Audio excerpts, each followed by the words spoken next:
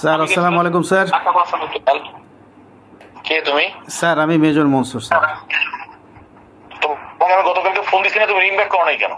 Sir আমি আজকে এখন খেয়াল করলাম, আমি খেয়াল করি নাই স্যার। এখন খেয়াল করছো কেন? তোমাকে গতকালকে আমি রিং দিয়েছি, when to pick up the phone.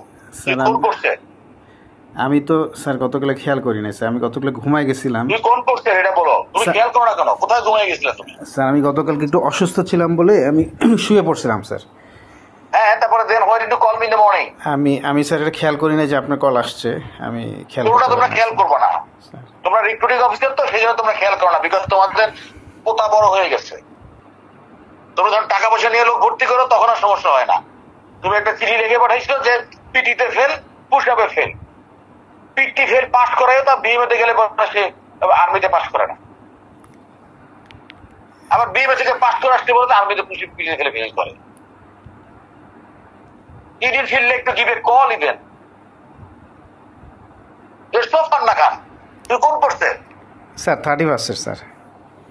তো তোমার এত ফান্নাই হয়ে গেছে তোমাদের, সকল লোক ভর্তি করে পয়সা খেয়ে, আমরা জানি না একে পয়সা, আমরা সারাদিন দেখি তোমার টাকা পয়সা খেয়ে তোমাদের লোকজন ভর্তি হয়, একমাত্র মিলিটারিতে টাকা খেয়ে লোক ভর্তি হয়। That's why I have told to me AG that day. And you don't hesitate to give me a call again once I give you the call. And this is a government phone allotted to you.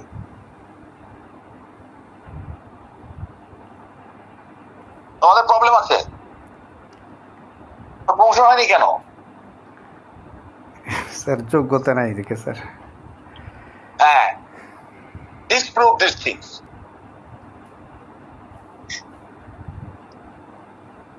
তোমাদের মতো অফিসে রিক্রুটমেন্টে রাখা উচিত কিনা দেখা doubt.